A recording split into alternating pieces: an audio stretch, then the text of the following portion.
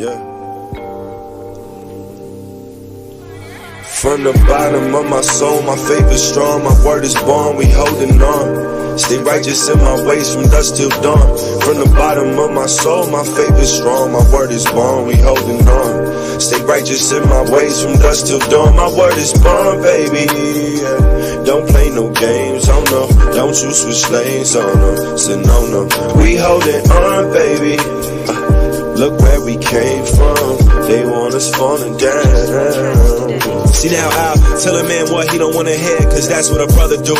Restoring sight to the blind for those who don't see what our world is coming to. But shit, who am I? An unidentified spirit, maybe the God of a raging words.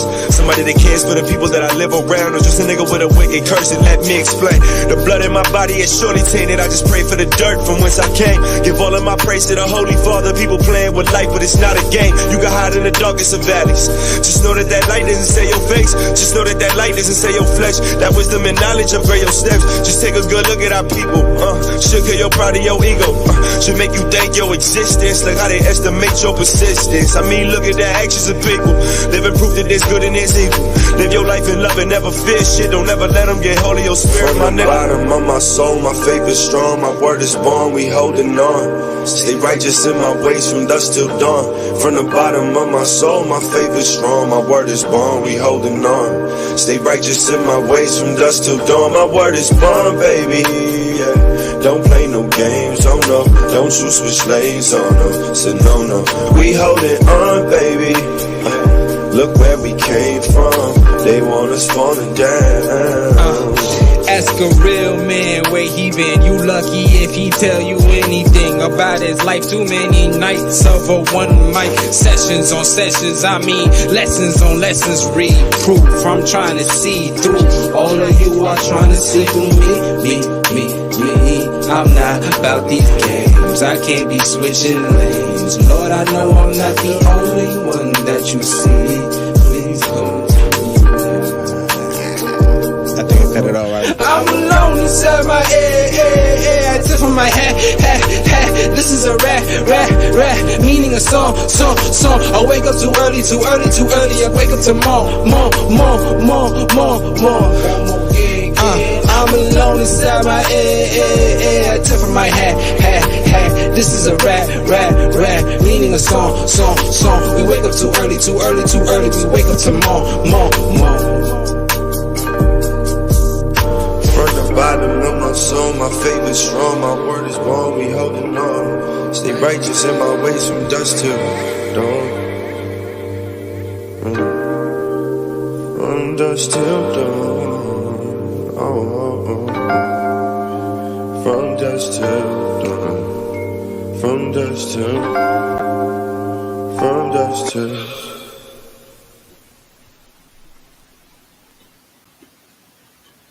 Peace. What it is, it's your brother Tyvon Swayno, a.k.a. The Orthodox Moore, a.k.a. The Seven Pillar Service, and a.k.a. Brother Moore, coming at you with a very interesting story.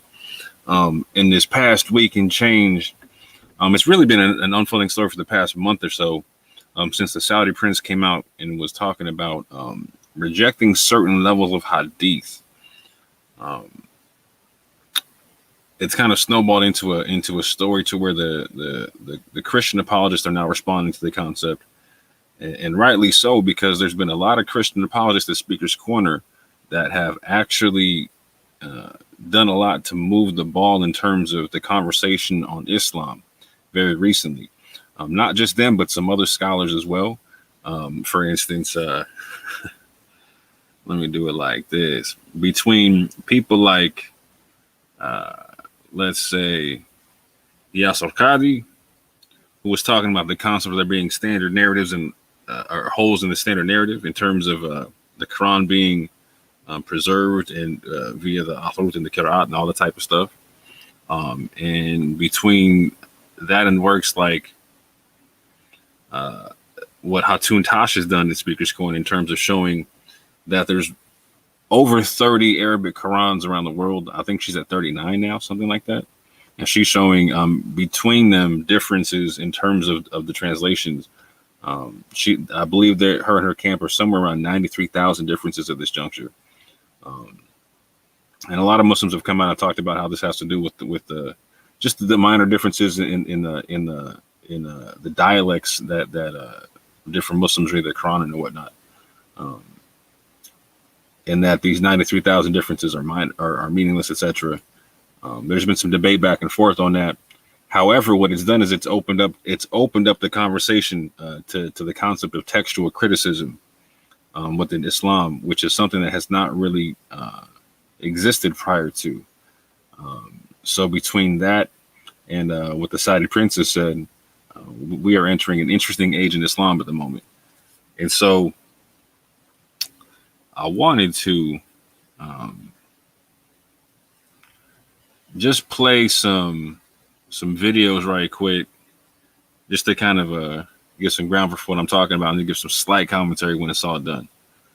So before I do that, let me go ahead and do it like this.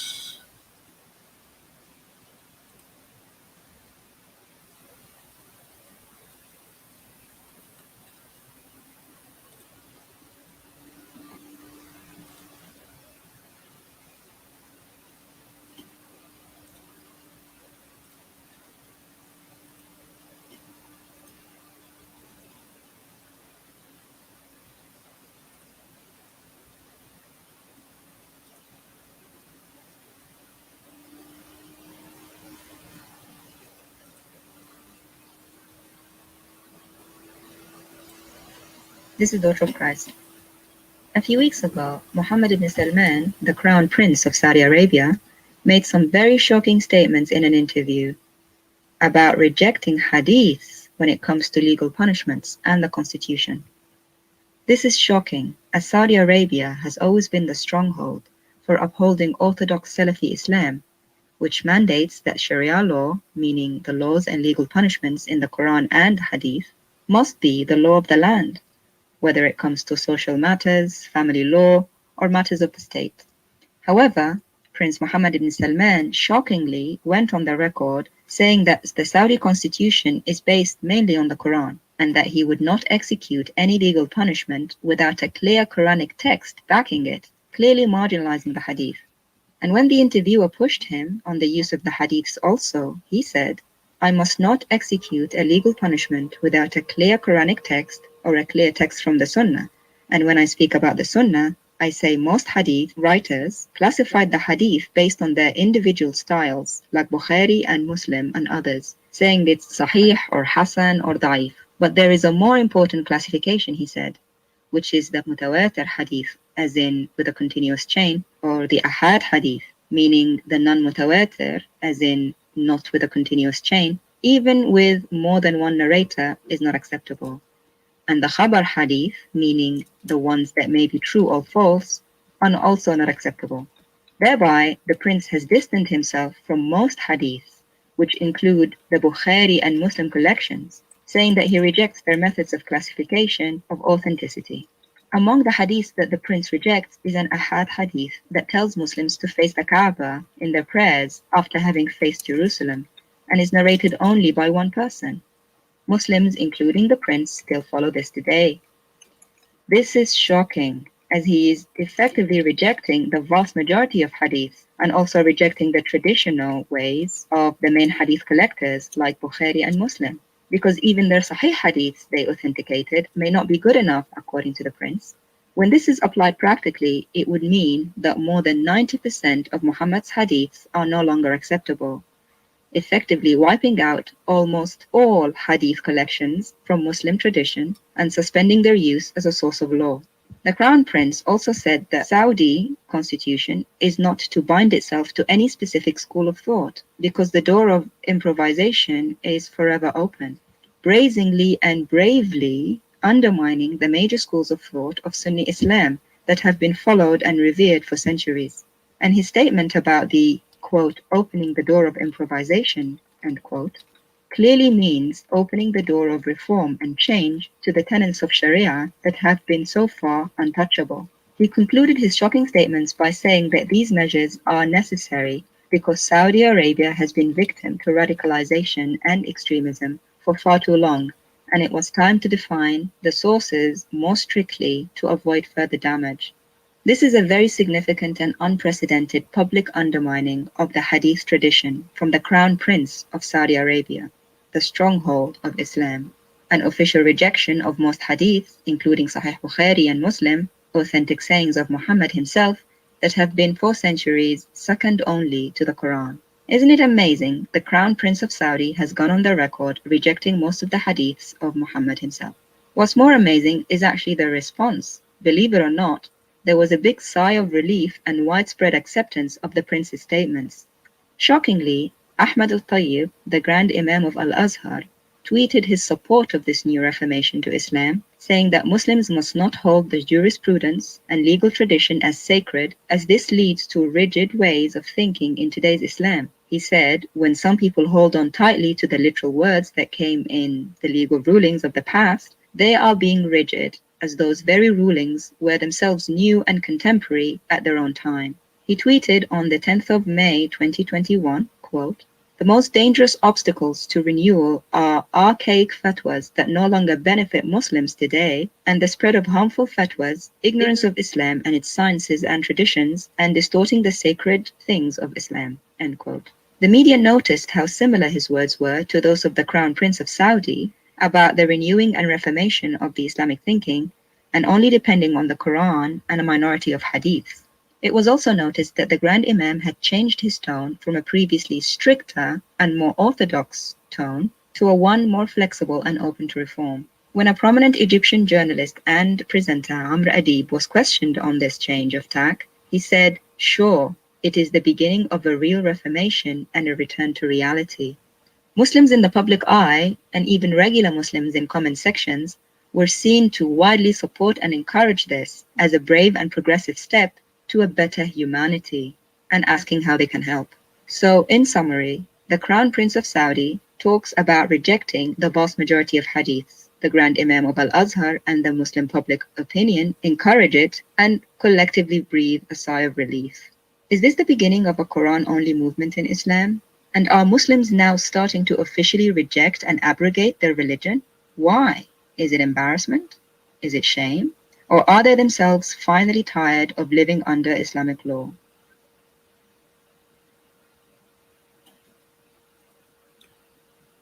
Okay. Now I'm going to share another video by one of the Christians who was well known from being down at Speaker's Corner, Jay Smith, who was also teamed up with Tatu and Tash on this whole concept of the differences in the different Qurans that are out there, etc. He gives a commentary as well, but also shows what the Crown Prince actually said. So I thought that would be useful for the people. So buckle up real quick. We're gonna watch this for a little bit, and then I'm gonna get my commentary when it's done.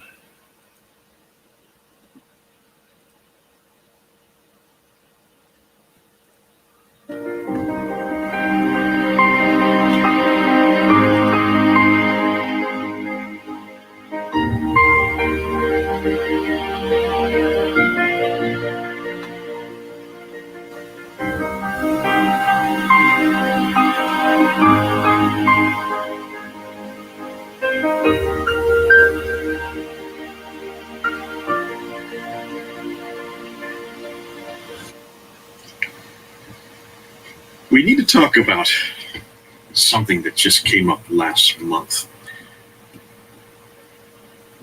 The Crown Prince, Mohammed bin Salman, who is the leader of Saudi Arabia, therefore he speaks with clout. What he says, people listen to, was on an interview, the Liwan al-Mudayfar show that was done by Abdullah al-Mudayfar, and he is the one, he's well known for doing interviews. This was then broadcast on Al Arabiya News, which is the broadcast channel for the Saudi Arabian government. And you can go up on Al Arabiya and just look at this, look at the interview. It's about an hour and a half long. And it was the last third of this interview, the last third segment, where he was questioned about scripture, about religious punishments. He was questioned concerning the Quran, He was questioned concerning the Hadith and extremism. Said some amazing things. Now, my good colleague Hatun Tosh has already put up a video already earlier. You can go up on DCCI, go and look at it. It's about 5 minutes long, where she has a friend of hers unpack it real quickly in about 5 minutes. What I like to do is actually go and give you segments of what he actually said from Al Arabiya television. It's been recorded in Arabic also, but it's been translated with subtitles in English at the bottom, so you can follow the subtitles. And I'd like you to watch and look at the subtitles, and then I would like to unpack each one segment by segment to show you the dilemma that's happening right now. Look what's happening to Islam. Look what's happening to Saudi Arabia. Look what's happening to this whole difficulty concerning what are they going to do with extremists? What are they going to do with moving Islam into the public sphere and bringing it into the 21st century and bringing it into modern ways of thinking and modern ways of practice. There's a real dilemma here. You can understand this, and this is why I want to bring this to the fore, because it's so recent. And he said some things that are causing quite a stir on the internet and quite a stir around Muslim, certainly Muslim countries and within theological departments within those countries. So here's the first clip where we're just going to look at what he said quickly about the Quran itself. سمو الأمير، تحدثت في مناسبة سابقة عن الاعتدال. ما هو مفهوم الاعتدال في رأي الأمير محمد؟ طبعا يعني كلمة واسعة للغاية. يعني كل الفقهاء المسلمين والعلماء أكثر من 1000 سنة هم يجتهدون بما هو مفهوم الاعتدال، فما أعتقد أنه أنا في موقع أقدر أشرح وش مفهوم الاعتدال بقدر ما أنه ألتزم بدستور المملكة العربية السعودية اللي هو القرآن السنة ونظامها الأساسي للحكم، وتطبيقه على أكمل وجه بمفهوم واسع يشمل الجميع اللي منصوص عليه بالقرآن بشكل واضح. يعني لا يجب أن يطرح عقوبة شرعية بدون نص قرآني واضح أو نص صريح من السنة. So what he's doing here, he is claiming pretty much that it must be the Quran only. We're going to come back to that because he talks more about that later on. But he's saying that in order to understand how we're to live today, it must be the Quran alone and only the Quran, along with Hadith. But he's only saying certain Hadith. What Hadith? And this is what has been causing such a stir. It's what he said about the Hadith that made most people sit up and listen. Let's see what he said about the Hadith. طبعا لما أتكلم عن نص صريح من السنة، أغلب المدونين الحديث في تدويناتهم يصنفون الحديث بناء على تصنيفهم الخاص في البخاري ومسلم وغيره إنه حديث صحيح أو حسن أو ضعيف، لكن في تصنيف آخر هو الأهم اللي هو الحديث المتواتر والآحاد والخبر، وهو المرجع الرئيسي في استنتاج الأحكام واستنباطها من الناحية الشرعية. فلما أتكلم مثلا عن الحديث المتواتر اللي هو يعني من جماعة لجماعة لجماعة لجماعة مجموعة أشخاص يعني عن رسول الله صلى الله عليه وسلم، فهذه الأحاديث قليلة للغاية لكن ثباتها قوي جدا، وتفسيرها يخضع للاجتهاد حسب الظرف والمكان وحسب كيف فهم هذا الحديث. بينما الآحاد اللي هو فرد عن فرد عن فرد عن فرد عن رسول الله صلى الله عليه وسلم، أو جماعة جماعة عن فرد عن جماعة عن جماعة عن رسول الله صلى الله عليه وسلم، ففي فرد في الحلقة، فهذا يسمى حديث آحاد. وهذا يصنف أصناف كثيرة، منه الصحيح ومنه الحسن ومنه الضعيف.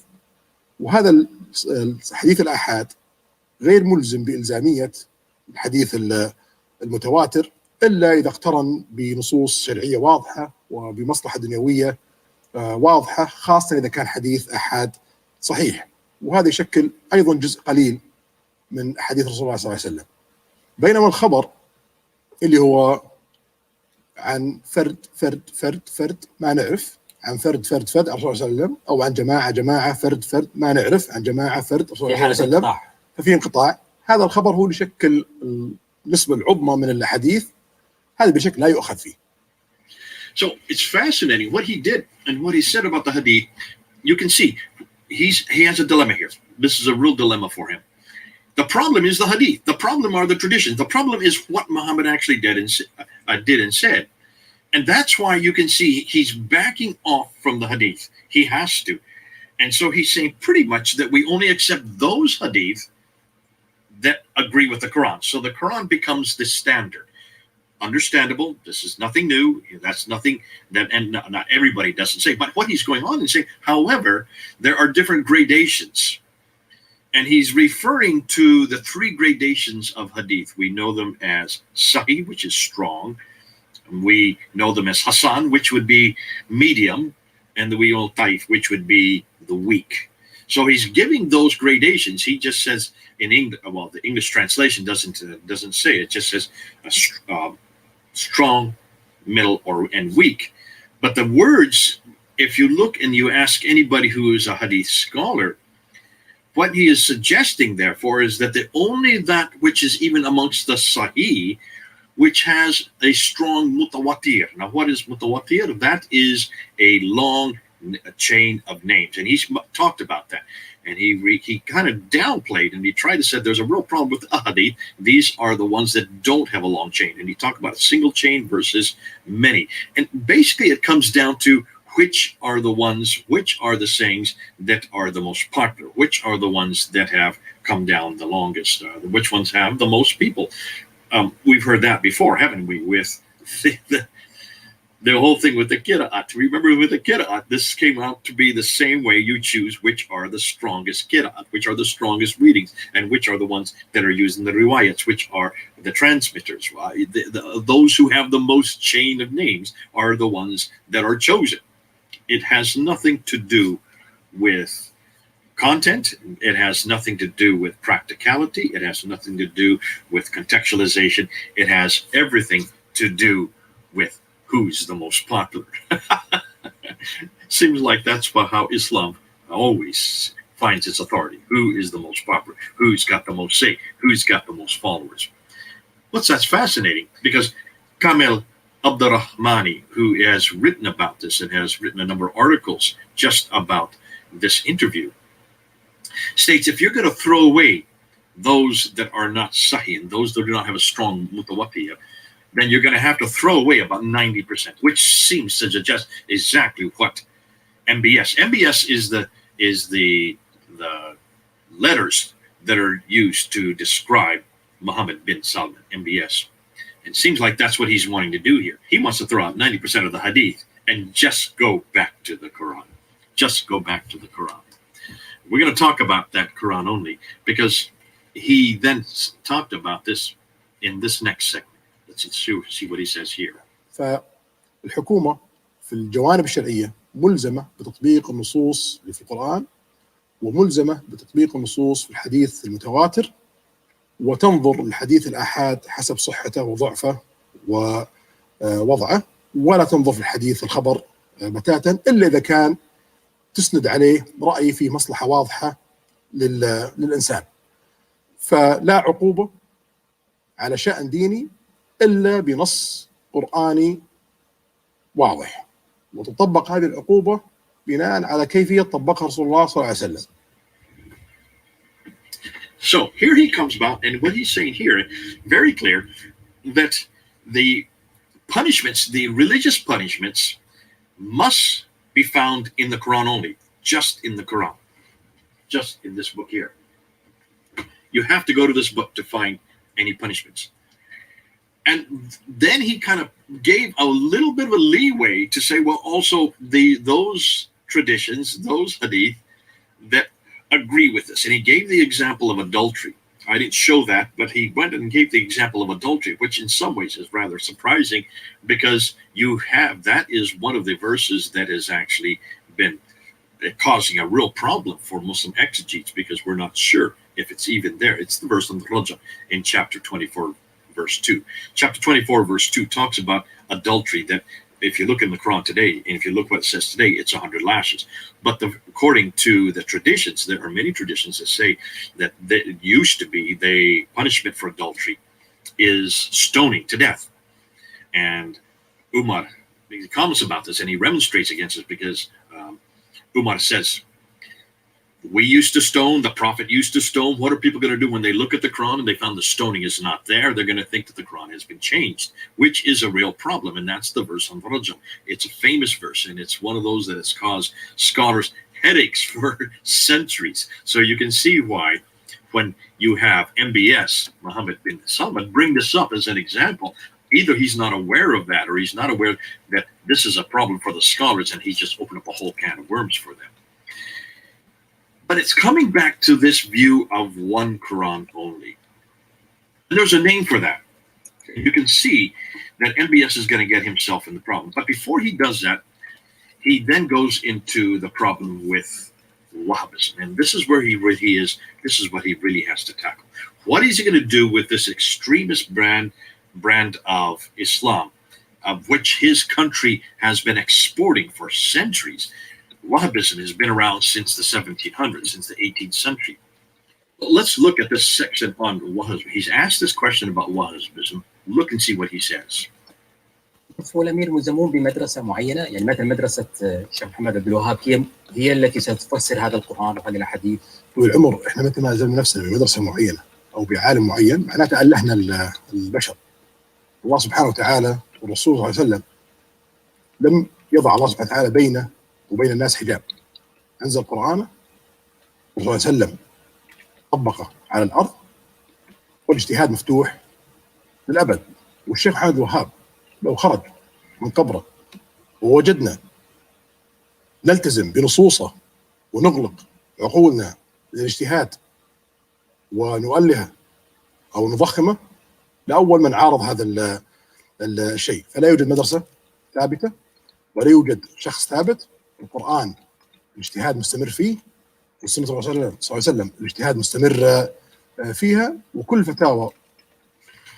Wahhabism, he talks about this Wahhabism, and you can see the difficulty. This is why, this has been a thorn in the side for the Saudi Arabian government since the 1700s, when you had Sheikh Mohammed bin Abdul Wahhab, who was the theologian brought into the Ibn Saud family, bringing the two together so that they could have both the politics and the theology hand in hand. And by doing that, they were then able to take over, the Ibn Saud family was able to take over the entire peninsula, Arabian Peninsula, and bring together with Wahhabism as their religious authority, the other tribes. One of the difficulties with Wahhabism, and this is the reason why I'm sure Mohammed bin Salman really wants to shut it down, is what a scholar, Muhammad H. Fadel, who I've quoted before in a series in the past, and he explains why this extremism that is so rampant with Wahhabism around the world, why it's so difficult for countries like Saudi Arabia to be held respectable. And the reason is this, and this is what he says, amongst its most destructive consequences, he's talking about Wahhabism now, is its tendency to transform every disagreement, no matter how seemingly small, into a matter of faith and disbelief. This is because Wahhabists believed that a failure to give proper weight to religious texts as they understood them amounted to rejecting divine sovereignty and was tantamount to unbelief. On this basis, he says, Wahhabists anathematized the vast majority of the Muslim world. They also adopted a rigorous doctrine of loyalty and disavowal, what I said, which is the al-wala al-bara, whose affirmative duty to display contempt towards unbelievers, now defined to include much of the Muslim world, also had the same duty towards Muslims who failed to, or who tolerated unbelief. So you can then understand why Mohammed bin Salman wants to shut down this kind of extremism, because it's the we and them. It sets the whole rest of the world against them. And this is the difficulty that Islam has had in the 21st century. And what we have always brought up, and that is Islam is always seen as pariah because of its practices, its beliefs. when practiced as this book tells them to, as this book informs them to, strictly to the letter of the law. And you can see this is a difficulty for people like Mohammed bin Salman, because he is trying to open up Saudi Arabia for the West.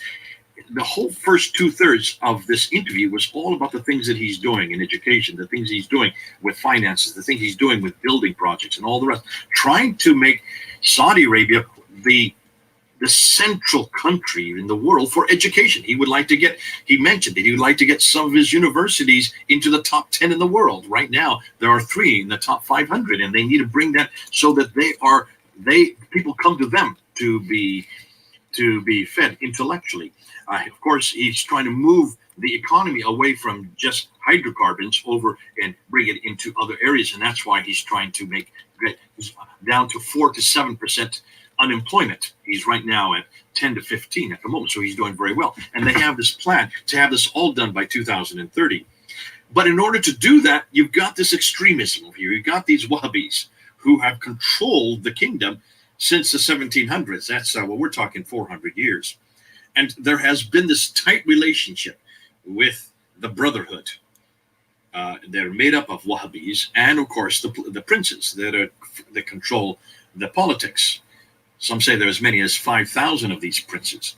So you can see the difficulty that's going on between this mosque and the state, what we call the church and state dichotomy. That in Christianity we don't have this difficulty, because Jesus pretty much says, give to Caesar what belongs to Caesar and give to God what belongs to God, separating the two. But this doesn't exist in Islam. So you can see the difficulty. What is he going to do with this very Salafist, this very radical group of Wahhabis, this very extremist group?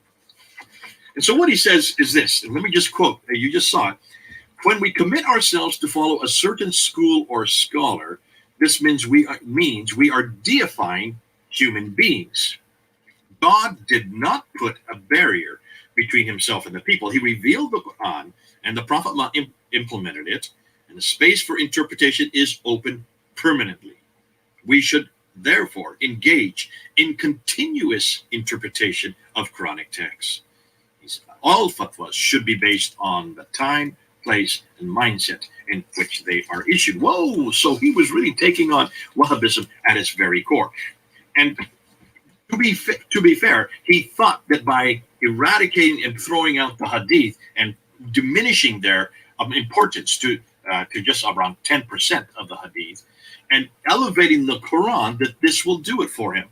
And here are the problems, and this is the difficulty, and these are the things that he did that I'm going to bring up, because you can see there are a number of problems with this interview. There are a number of problems of where he's going. I can understand his dilemma. There is a dilemma with extremism. There is a dilemma if he really wants to be seen as a beacon for learning, beacon for technology, beacon for the whole world, for people that want to come to Saudi Arabia. If he wants this, and he does, I really think he does desire this, and he has all the petrocarbons to do so, he's going to have a difficulty, because because the country itself has been wedded to the Quran and the Sunnah, the Quran and the example of the Prophet Muhammad. They have been wedded for centuries. How is he going to distance himself from the example of the Prophet and just stick to the Quran? Well, he thought he solved it by just saying, pretty much, we don't go to those traditions that are either Hassan or Taif, and he solved it by saying we don't follow just one man. We don't deify him and make him superior. No, we enculturate that which the Quran says and apply it for today. Can you see the problem right away? Even if you do throw out the hadith, folks, even if you throw out everything of Sahih Muslim, Ibn Tirmidhi and the others, even if you throw out all of Ibn Hisham and al-Bakiri and the example of the Prophet and his biography, you throw them all out, throw out all the 9th century, and just go back to the Quran, you've got a number of difficulties. First and foremost, he said very clearly, and this is the biggest problem that is underlying everything that I hear coming out of his mouth and coming out of so many Muslims' mouth, and that is this. The very fact that he even has to apply the hadith into 3 different categories is because there is no original hadith. There is nothing that we can look at, that we can put our hands on, that comes from the time of the Prophet. That's the dilemma. Everything about the hadith, everything about the tafsir, everything about the tahriq, everything about the sirah, the 4 genre of what we know as Islamic tradition, is based on hearsay. Repeat that. It's based on hearsay, which comes out of oral tradition. It's all oral tradition. Therefore, it's only attributed back to the time of the Prophet, attributed to what the Prophet said and what the Prophet did, because it's all from 9th and 10th century. So his dilemma was to say, well, yes, therefore, let's break it down into different categories. Sahih, Hasan, Daif. Thinking that will do it. And stipulating that which is Sahih that we're going to use must corroborate with the Quran, because the Quran does not have this problem. The Quran is above man because it is eternal. It comes from God. Without thinking, see, this is the problem. Not only does he have a problem with the hadith and the fact that it's all based on oral tradition, 200 to 300 years of oral tradition, if he's going to just base on the Quran, he's got that problem as well. Because the Quran is also, you might say, based on Sahih, Hasan, and Daif. It's what we know as mutawatir. And this is what we've been going through when we've been talking about the Qur'an. All the Quran that we have today, there are so many Qurans, we don't know which is the original one. Therefore, we have to go through them and we have to try to choose. We don't, the Muslims have to go through and try to choose which is the best one. And they've come up with this guy right here. This is the one that they've chosen, the Hafs. And we've gone on to that. I won't go into that. But you can see, even the one that they chose is not from Saudi Arabia. It's not from Arabia at all. It's not from Mecca, Medina. It's way up. It's way up in the east. It's way up in Kufa, up in Iraq. So even that, the whole problem that he's coming up with, you cannot, therefore, since you don't have the original, since you don't have any of the manuscripts, since you do not have the original Quran from Uthman at all, or to say nothing of the one from Muhammad himself, you then have to go to all these guys here and you have to break them down. And there are 30 of them with 93,000 differences. And that's why even that's going to be a problem for him. But he doesn't know that. And he wouldn't be aware of this because he's not aware of this discussion that's going on the internet. This is still too new for him to have known about this. What he does say, though, and what he does think is the Quran is the one piece of instrument, is the only piece of text that is eternal, therefore it can be trusted in every category. He has not, I don't even know if he has read the Quran. He has probably memorized a good bit of it, but is he even aware that many of the passages in the Quran are just as bad as the Hadith? Has even thought that through? Do you think that by just going back to the Quran and the example of the Prophet, that you're going to eradicate extremism, that you're going to eradicate the Wahhabis? What is he going to do with chapter 24, verse 2, the thing of adultery? Where in the world do we allow anybody to lash adulterers 100 lashes, even today? Are you going to throw that verse out, 24, verse 2? Are you going to throw that one out? And he says, what about cutting off the hands of thieves? Chapter 5, verse 38. Are you going to throw that? That's in the Quran, folks. What are you going to do with chapter 47, verse 4? Cut off the heads of the unbeliever. Are you going to eradicate that? So you can't. See, I don't even think he realizes that by going back to this Quran only, there's a name for that. It's called Quranism, or Quran only. There are 2 different names. One is called Quranism. That's, if you look up in the internet, you will see Quranism. There's lots of people that believe in Quranism, and they're pulling back to Quran only because they are fed up with trying to defend the Hadith, because the Hadith just are not defendable. But you cannot therefore go back to the Quran and think that that's going to solve your problem. And yes, are you aware of that? That still won't solve your problem, just because the Quran is so full of inappropriate verses that just do not help anybody. They certainly don't help me as a Christian. Make war on the people of the book. That's me. That's in chapter 9, verse 29. Until we pay the jizya tax. Since when are we specifically to pay a special tax that's different than anybody else? How is that relevant for the 21st century? Killed the unbelievers, besiege them, lay in wait for them with every kind of ambush. That's chapter 9, verse 5. How about chapter 8, verse 39? Slay the unbelievers until there is no more fitna in the land, until they believe in Allah. Folks, can you see? Since when can even the Quran be held up as a standard for today? So MBS is going to have a real problem here, and I don't think he's realized it yet. Not only is he going to have a difficulty of knowing which of the hadith are mutawatir, which are the ones that are sahih that he can use, and not only is he going to have the problem because if he's going to look at the Prophet's example, has he read the Prophet's? Has he read the Prophet's biography? Has he been to Ibn Hisham? Did he see what the Prophet did in his own country, in Medina? Has he gone and see what he did to the Jews there? The Banu Kainuka, the Banu Nadir, the Banu Quraism family. Is he even aware of what his prophet did to those Jews who stood against him? And is he willing to do the very same thing for those who stand against him? Can you see? This is a fascinating time that we live in. You can see why the Saudi Arabian government and Mohammed bin Salman very much wants to step into the 21st century, very much wants to come on board with us, very much wants to be respected by us and be held high in esteem by those around the world. I can understand it. I feel for him. But the solutions he's coming with, this is not the solution, folks. This is not the solution.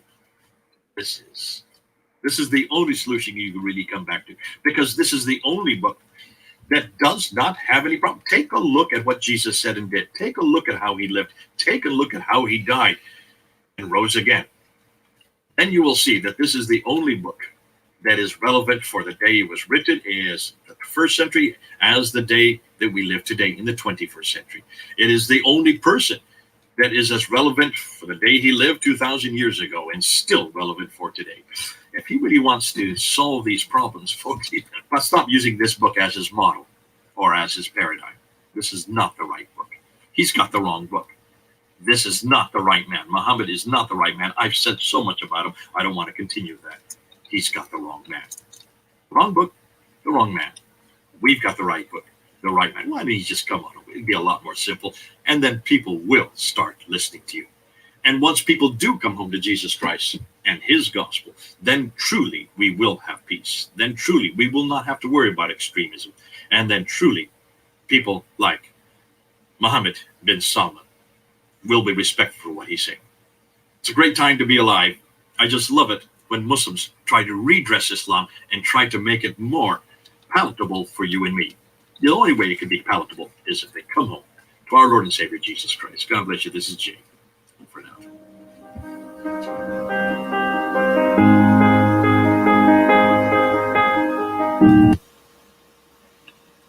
Yeah, I thought that was an interesting commentary on top of that. What's interesting about that is a lot of Christians, particularly at Speaker's Corner, are of the mindset that not even just the Christians, but the Muslims at Speaker's Corner are of the mindset that Quranism is a modern thing, or that Hadith rejection is a modern thing,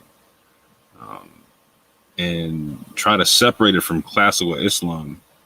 And doing so is not quite historically accurate.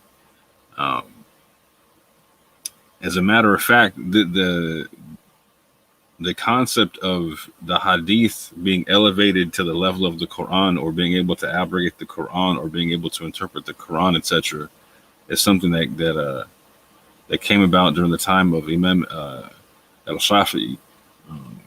And prior to him and during his time, there was a debate between a group of people called the Ahl al-Kalam, the people of the word, versus the Ahl al-Hadith, the people of Hadith. The people of the Hadith, right? And the people of the Ahl al-Kalam were the people on top at the time. They were on top.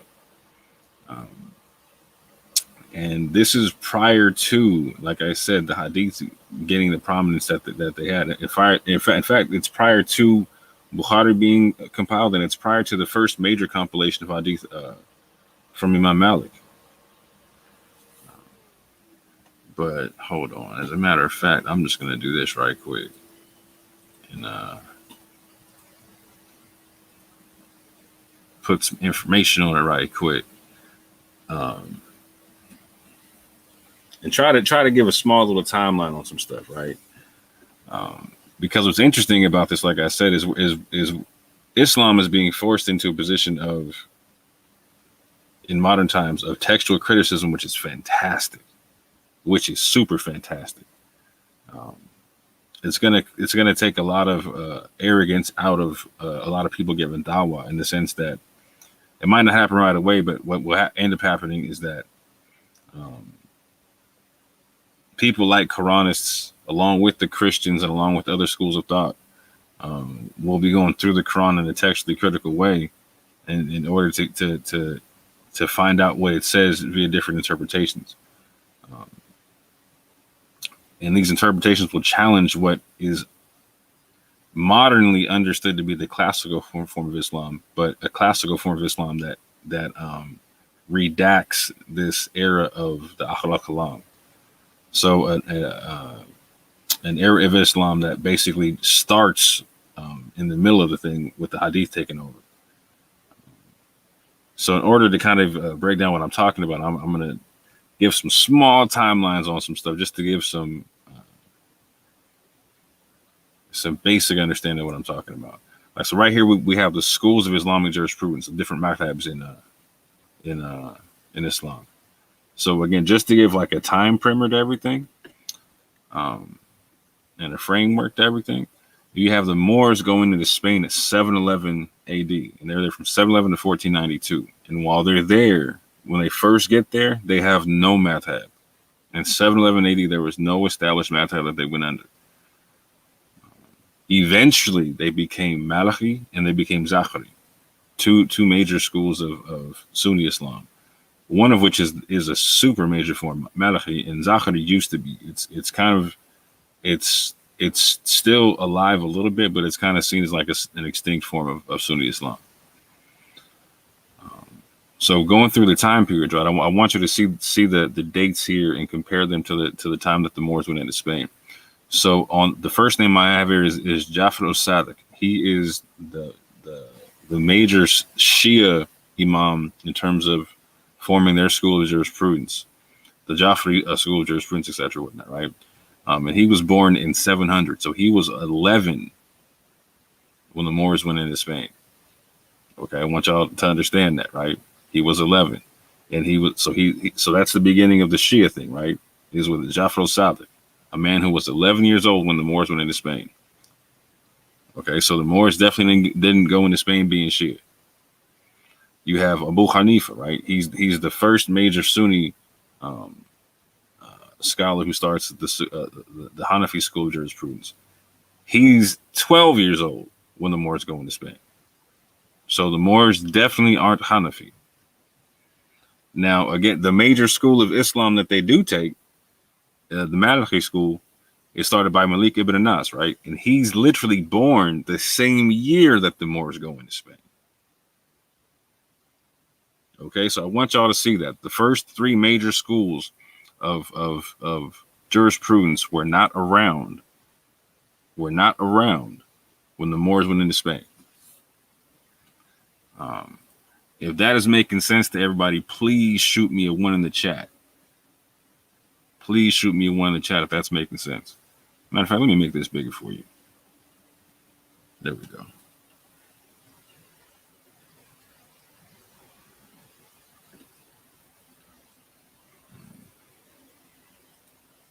So after Malik ibn Anas, we have al-Shafi'i. Now, al-Shafi'i is a student of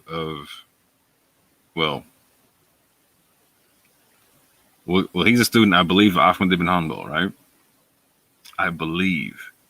And I believe Malik ibn Anas is a student of Abu Hanifa, and Abu Hanifa is a student of Jafar al-Sadiq.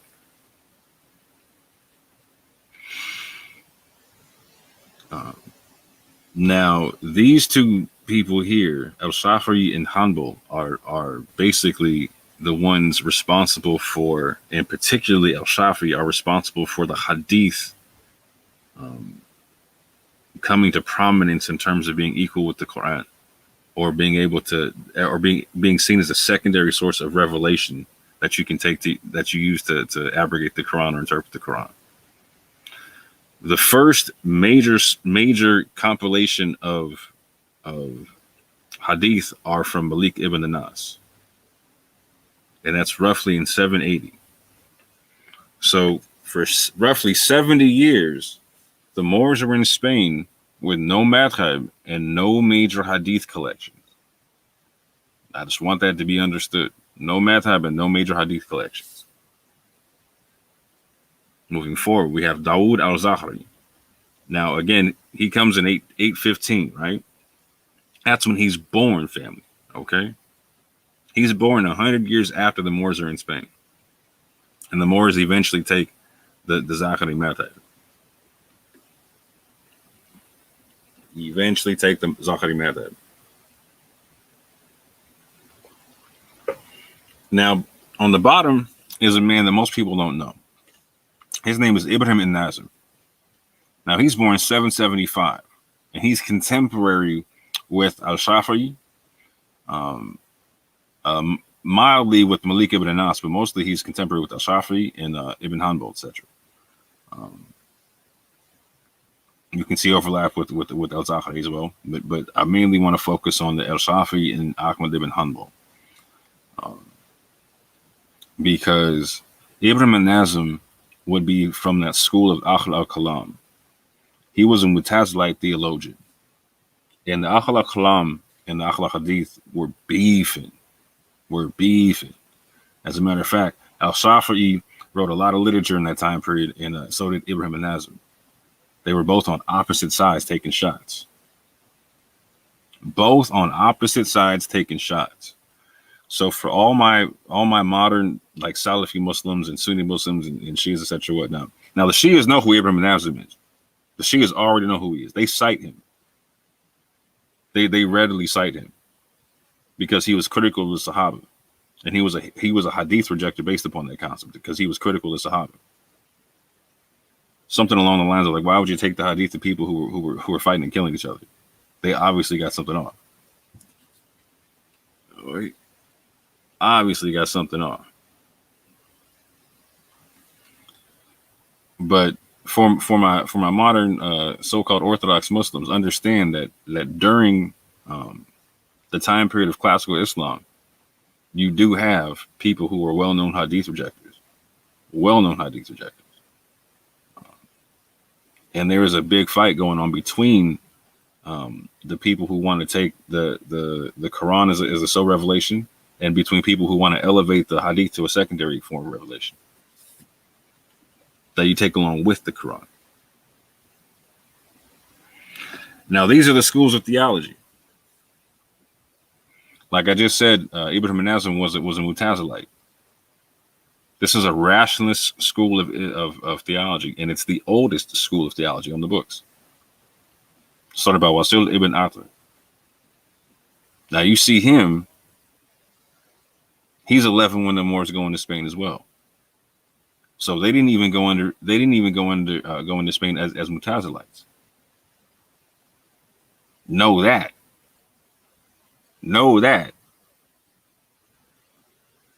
So for everyone, I'm talking about like, well, you need the hadith for X, Y, and Z. You need this. And all right, I'm gonna start asking you, like, were the Moors Muslims or were they Kafirs? Break it down to me. I need to understand, because they went into Spain and built the foundations of a caliphate without any major hadith collections and without any major school of theology and without any madhab.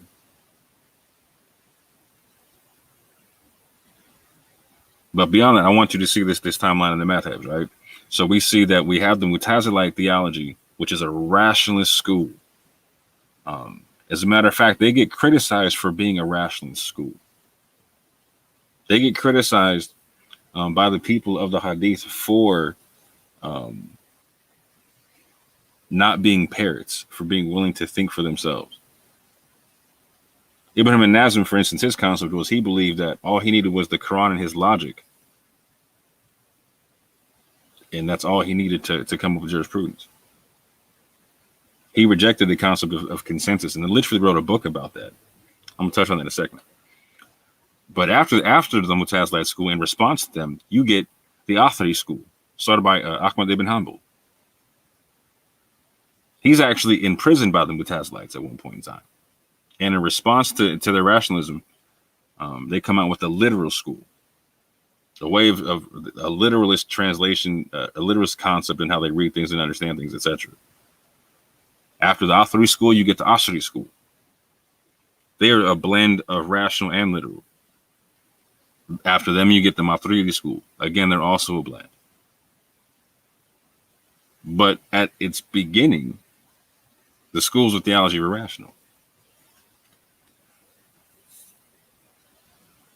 What's interesting about the Mutazilites is you had amongst them people who accepted hadith and people who rejected hadith. But the ones that accepted hadith, now they sound a lot like what the Saudi princes sounded like. They accepted mutawatir hadith, and even with the mutawatir hadith, they would only accept the mutawatir hadith that matched the Quran. And yeah, you're right, or they're right. Like people like Jay and them are right. Like it's when you only take the mutawatir hadith, there's only 110 to 322 mutawatir hadith. You're throwing out a lot of hadith when you do that. A lot of hadith. It's very interesting.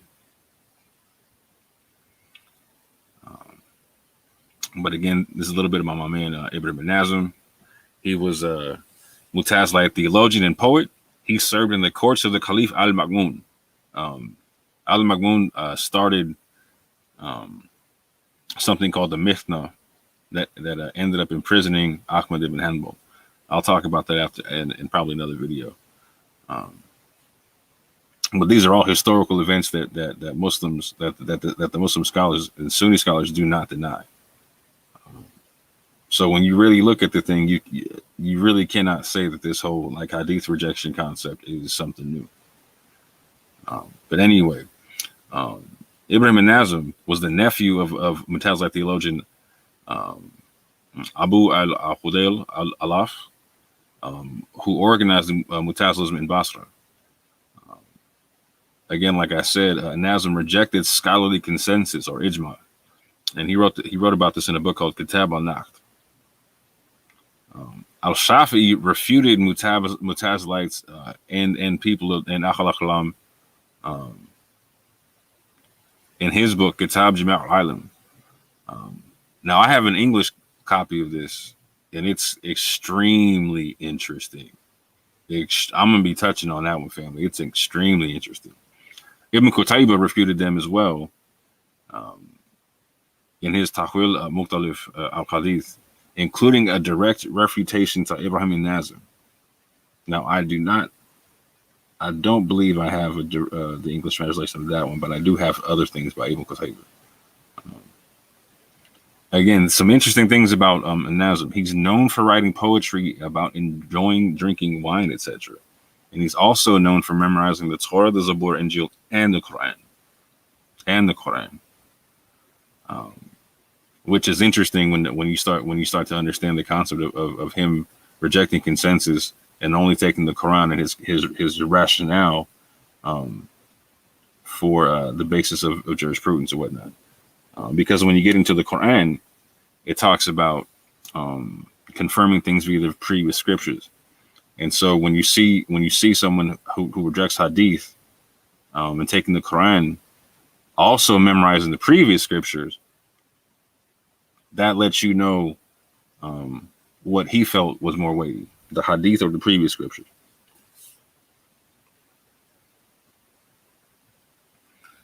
Going forward, this is the Mihna era where you have Mutazilite caliphs. The bottom line is you can see where it starts prior to the Mihna era that was started excuse me, under al-Ma'mun. You had Mutazilite caliphs that were actually in the Umayyad dynasty.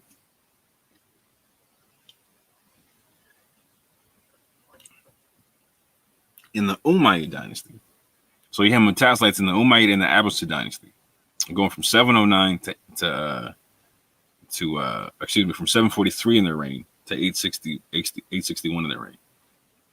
And the Mihna era is an era from 833 to 848. Again, this is an era where Ahmad ibn Hanbal was imprisoned for religious beliefs. It was basically like a religious civil war going on within the Ummah.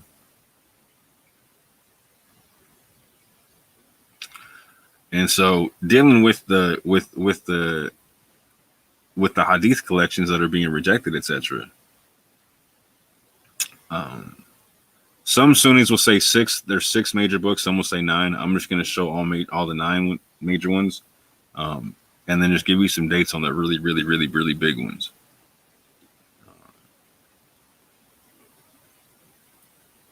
I had to just check to see if I had any questions right quick. But yeah, so again, the first major hadith compilation for the Sunnis is the Muwatta Imam Malik, right? And again, as I stated earlier, Malik ibn Anas is born the year that the Moors go into Spain.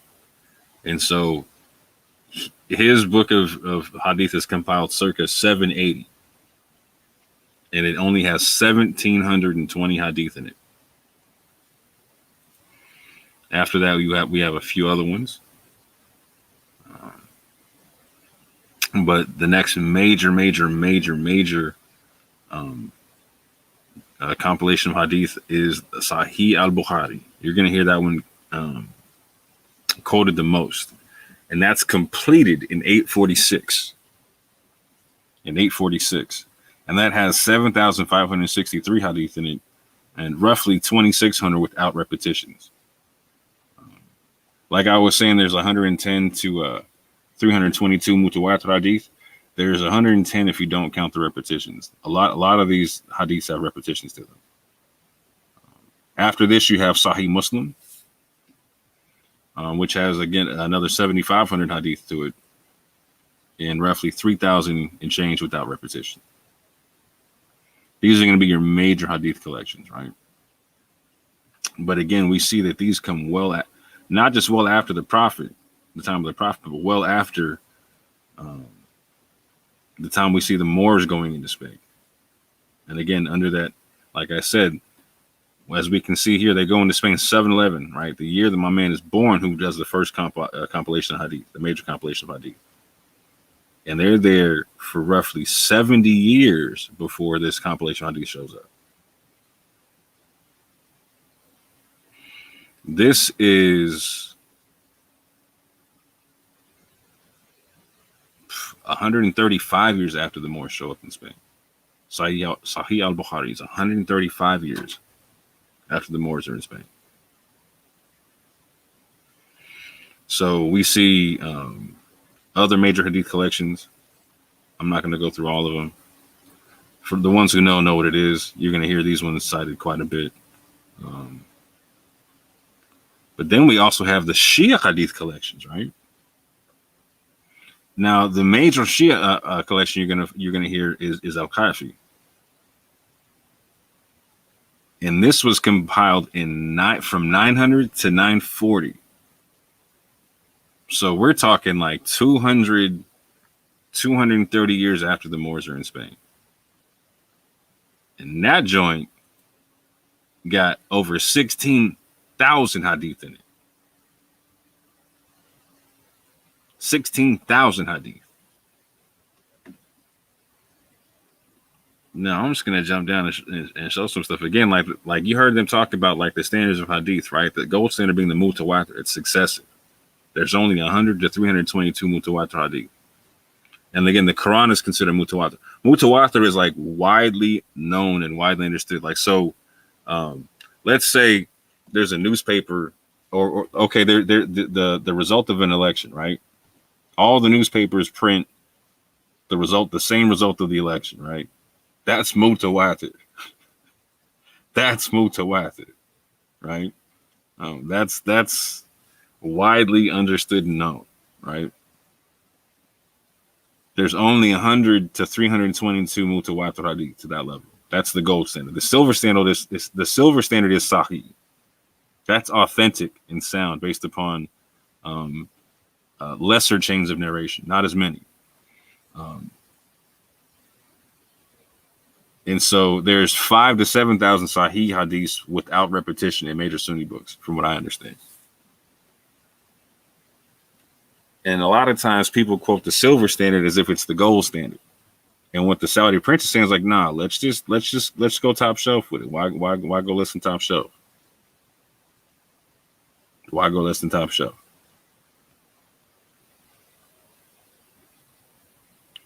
And so less than silver is like the lead standard, etc., where you have like the weak and the fabricated. You have like the da'if and the maldu, the weak and the fabricated. Now, understand, in order to make the Sunni hadith, this is just the Sunni hadith books. You had hundreds of thousands to at least 1 million hadith that got sifted through to make those 5,000 to 7,000 sahih hadith.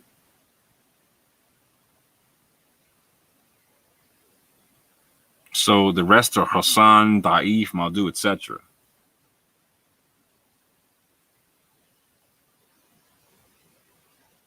That's a lot of hadith.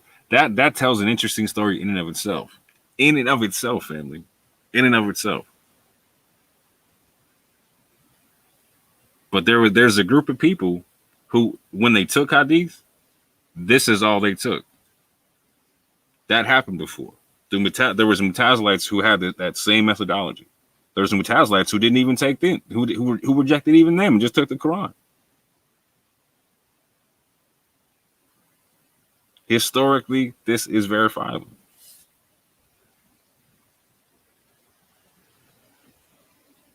Anyway, I'm just going to leave it like that, right? For right now. But bottom line is this.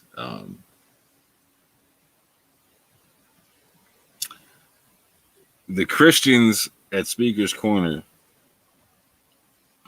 and the Saudi prince are pretty much the most important people in Islam right now for very interesting reasons.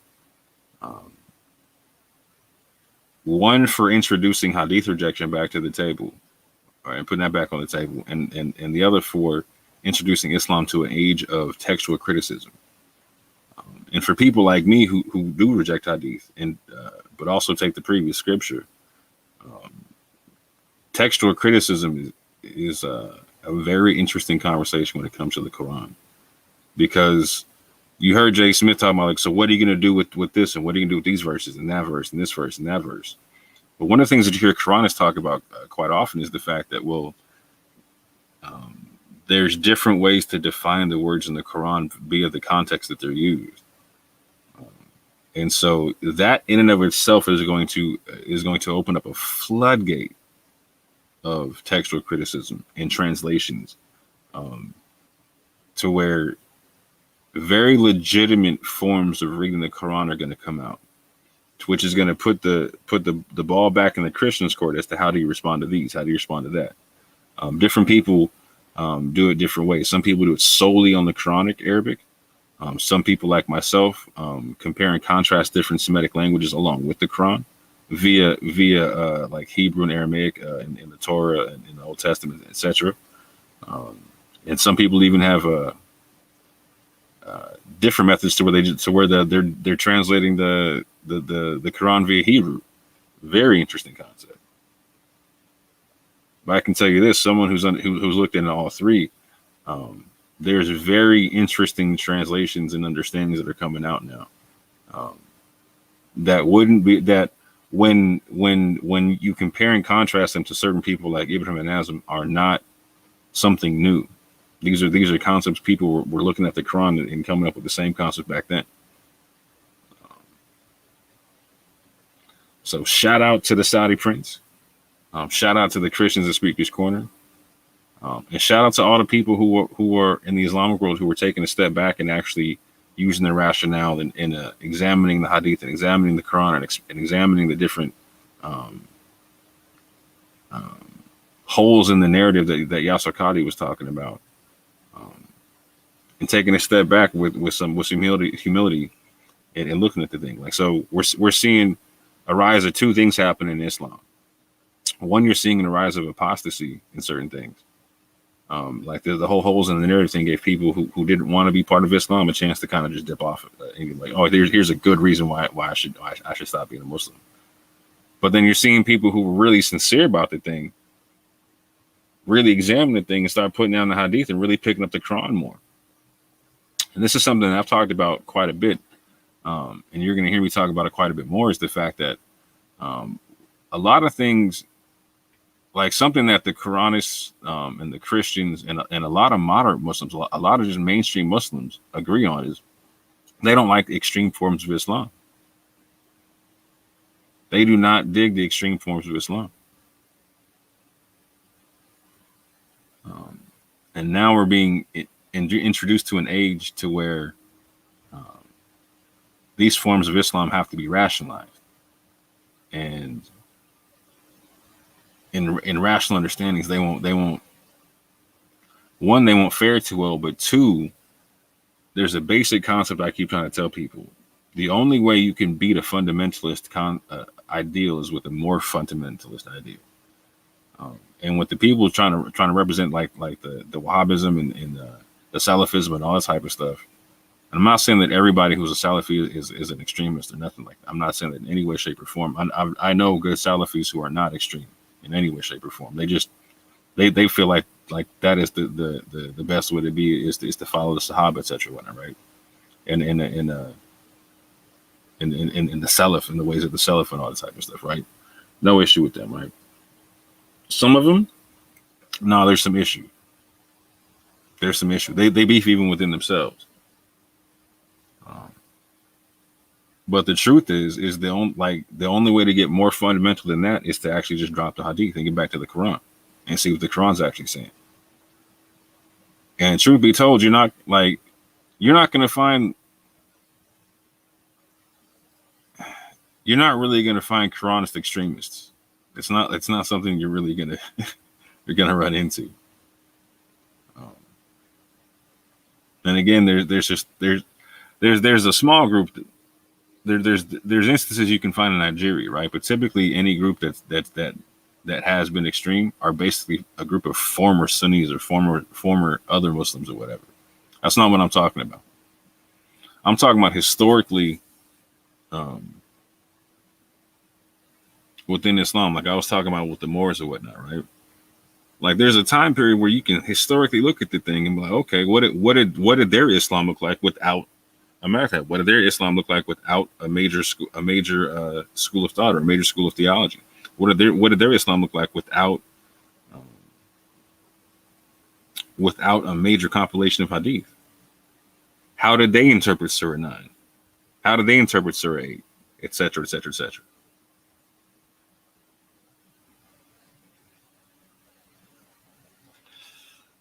But with that, family, I just want to say that I agree with Jay Smith that this is a fantastic time to be alive, in the sense to where like this is an age of textual criticism within Islam.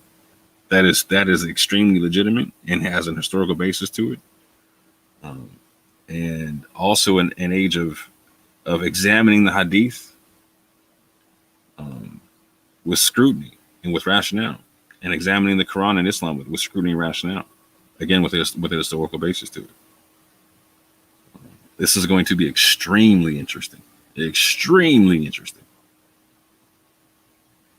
But with that, family, I've been yakking long enough. I pray y'all have a good one. Shout out to everybody in the chat. Let me go through right quick. Shout out to your favorite Arab person. Shout out to Adriana Bonita Aziz. Shout out to Nigga Springfield. Shout out to my brother Bernie Berry. Shout out to Elusive One. Shout out to Jen Wallace. Shout out to Ivan Forey. Shout out to B Drips. Shout out to Kimo Ben Israel, the most moderate Israelite in the game. Shout out to In Search of Yah. Shout out to DBR. And if I missed anybody, I apologize, family. Charge it to my head and not to my heart. And with that, family, I appreciate you. And I say peace and love.